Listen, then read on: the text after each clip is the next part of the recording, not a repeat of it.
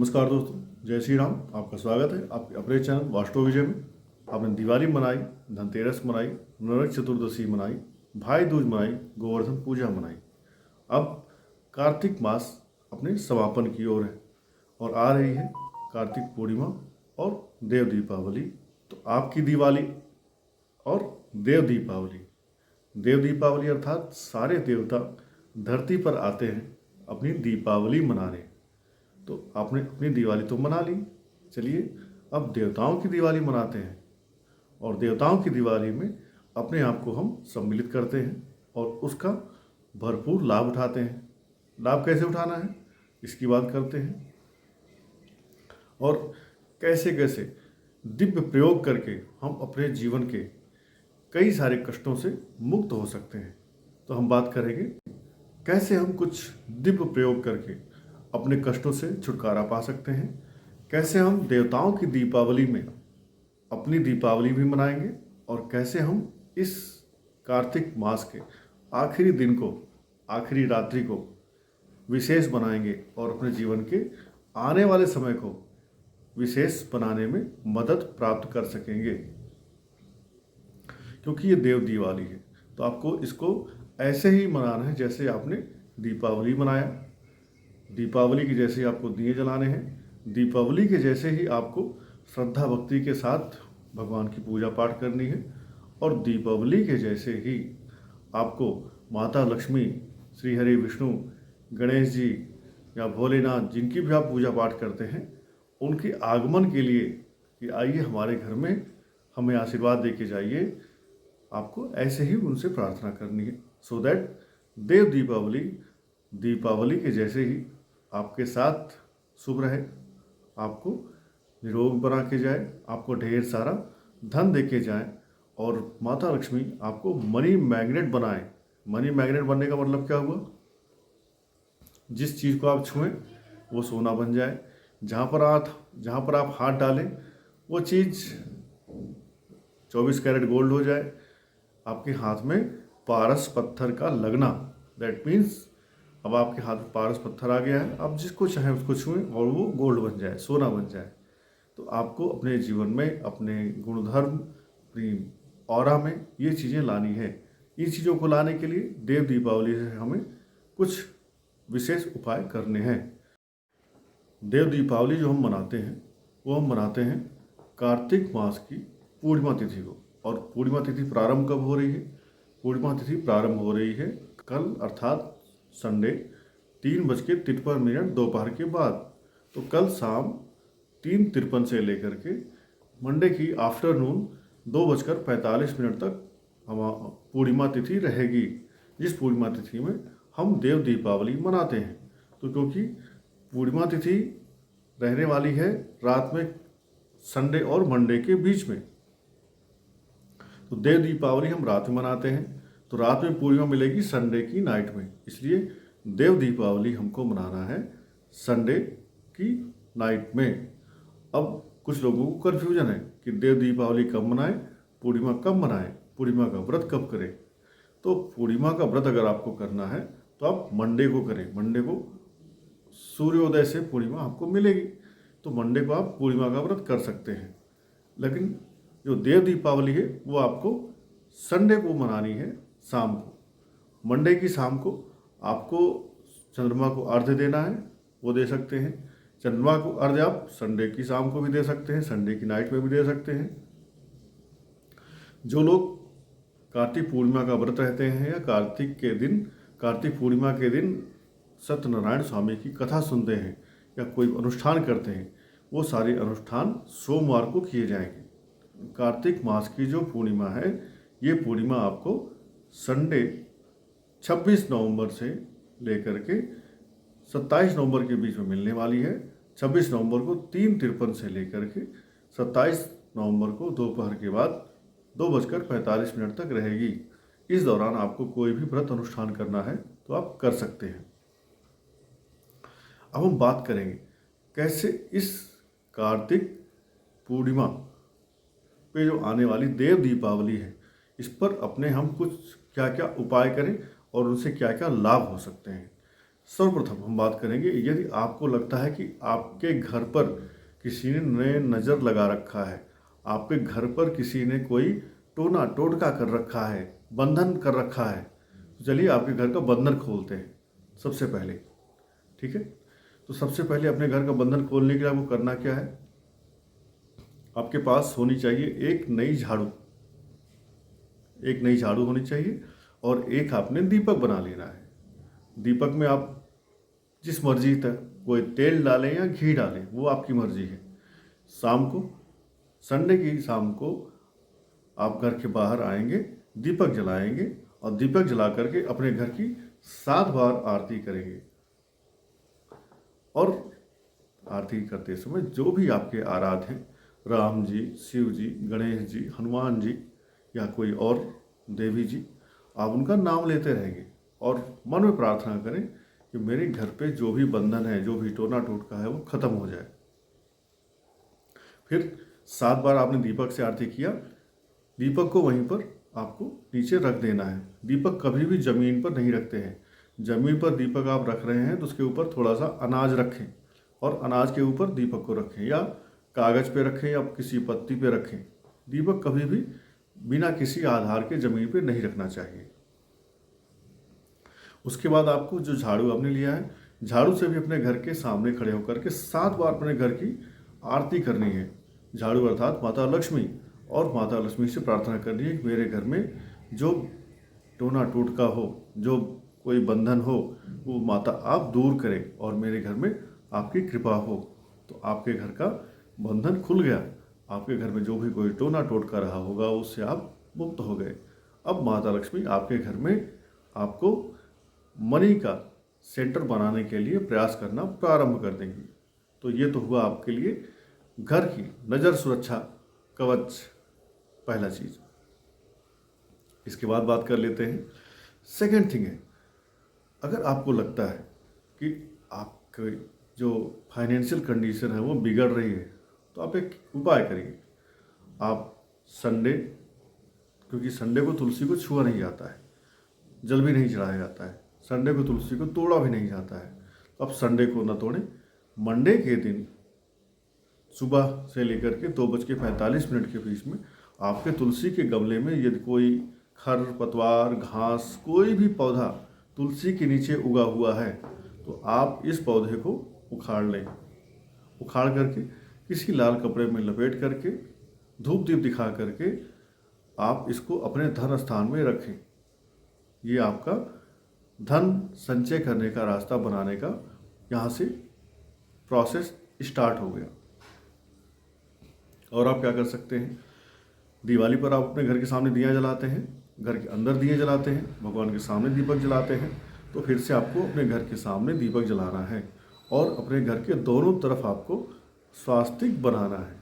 घर के दोनों तरफ स्वास्तिक पहले से बना हुआ है, तो आपको उसी पे दोबारा से अपनी इस वाली उंगली से, रिंग फिंगर से कलर दोबारा आपको चढ़ाना है। अगेन आपको स्वास्तिक को कलर करना है घर के दोनों तरफ। स्वास्तिक जमीन पे ना बनाएं, स्वास्तिक हमेशा दीवार पे बनाएं, ऊपर बनाएं, क्योंकि स्वास्तिक अर्थात साक्षात गणेश जी। आप गणेश जी को जमीन पे ना बनाएं, दीवार पे बनाएं, सो दैट कोई कुत्ता बिल्ली या आपका पैर उनको अस्वच्छ ना करे।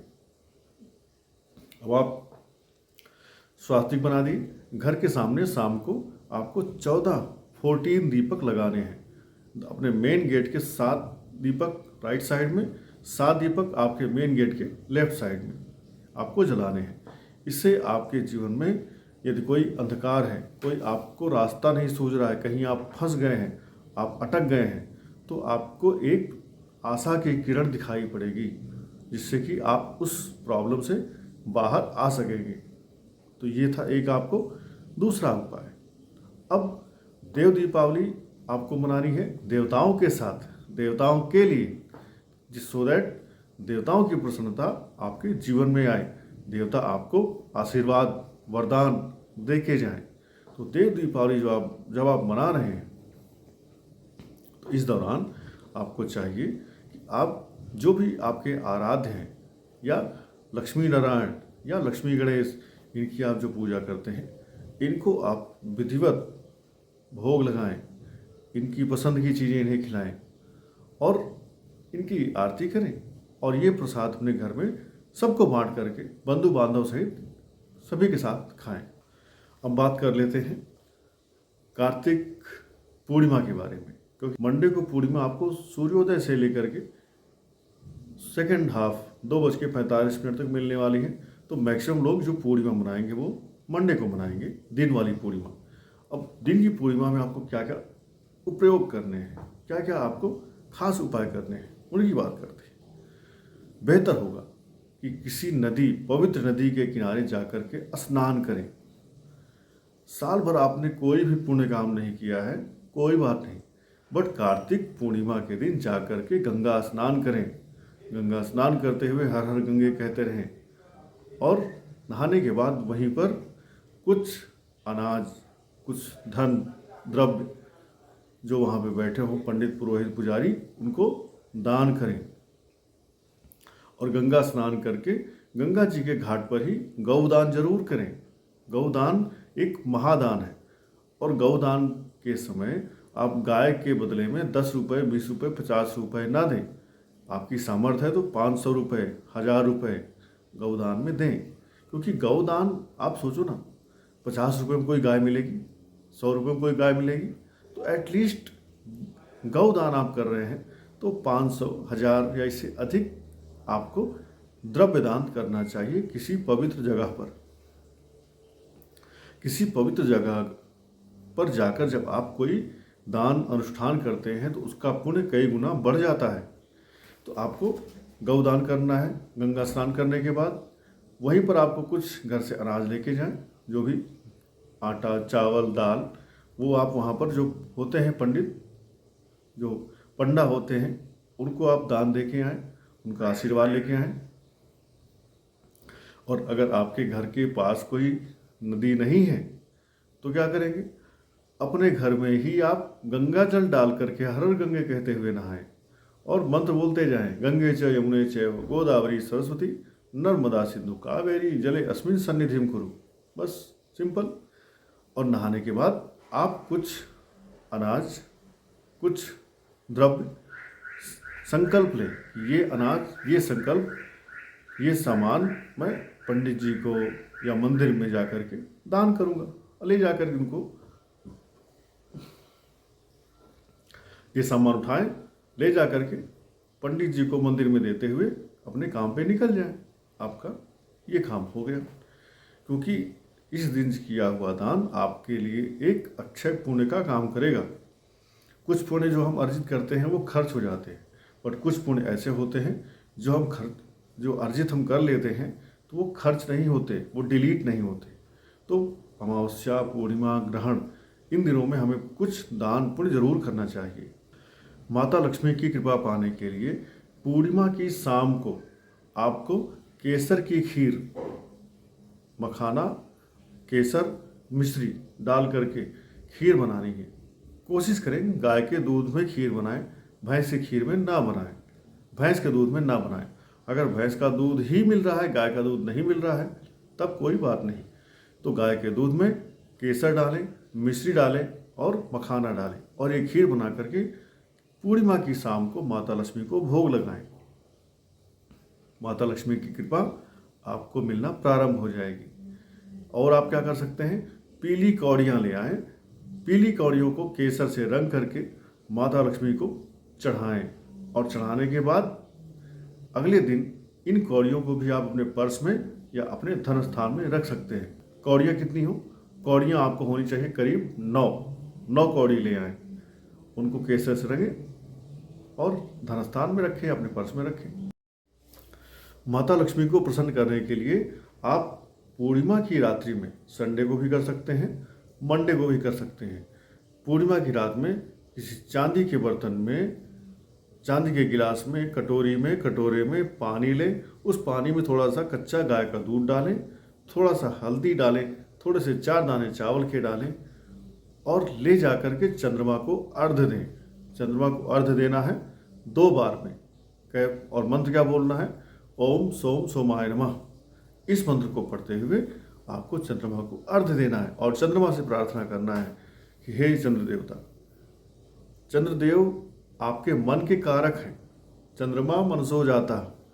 तो आप अगर मानसिक रूप से परेशान रहते हैं, विचलित रहते हैं, डिप्रेस्ड रहते हैं, निगेटिव सोच ज़्यादा रखते हैं, ओवर थिंकिंग के परेशान हैं, एंजाइटी के शिकार हैं, तो आपको चंद्रमा को अर्घ जरूर देना चाहिए। और चंद्रमा आपके जीवन में लिक्विड कैश फ्लो के कारक हैं। तो आपके जीवन में अगर कैश की क्रंच है, कैश की शॉर्टेज है, तो भी आपको चंद्रमा को अर्घ जरूर देनी चाहिए। चंद्रमा को भी आपको अर्घ देकर ही अपना ये कार्तिक पूर्णिमा सफल बनाना। जैसे मैं पहले से भी आपसे कहता आ रहा हूँ, अमावस्या और पूर्णिमा अपने पितरों के प्रति श्रद्धा अर्पित करने का एक खास दिन होता है। तो आप गंगा स्नान करेंगे, उससे आपके पितृ और आपके पूर्व जन्म के जो कर्म हैं उससे भी आपको मुक्ति मिलेगी। प्लस आपको जाना है पीपल के पेड़ के नीचे, मीठा जल या मीठा दूध में केसर और मिश्री या चीनी डाल करके आपको पीपल की जड़ में चढ़ाना है।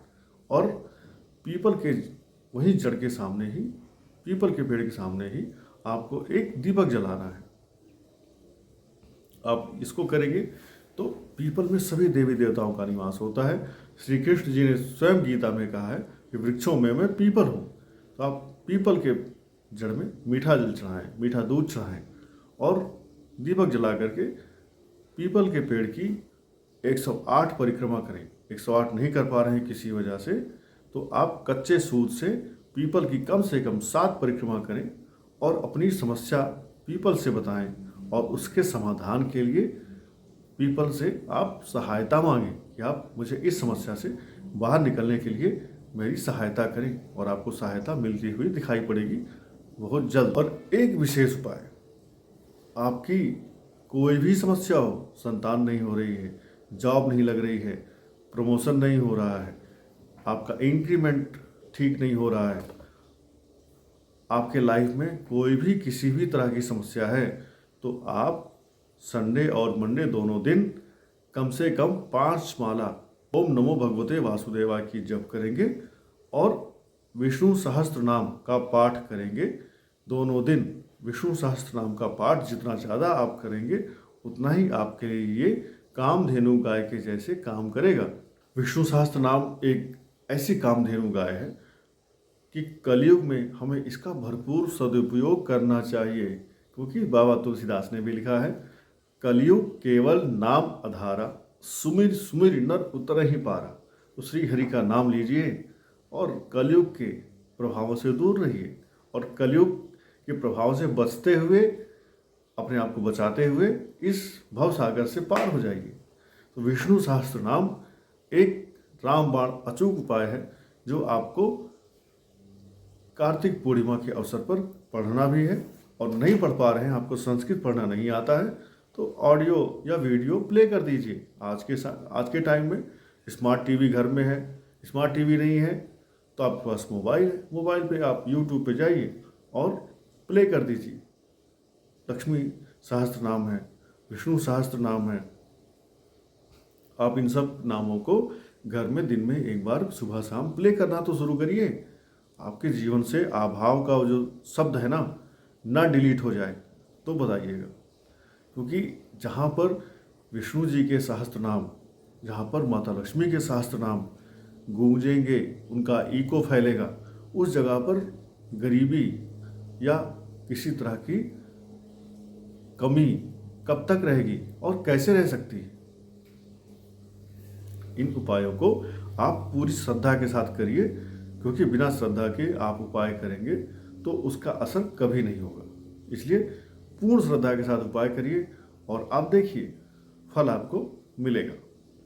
तो कार्तिक पूर्णिमा को आपको सफल बनाना है। अपने जीवन से जो भी आपकी आधी व्याधि कष्ट हैं उनको आपको दूर भगाना है। जो उपाय हुए इन उपायों को आप करिए। धन्यवाद। जय श्री राम। हर हर महादेव। आपका दिन, आपका जीवन सफल हो।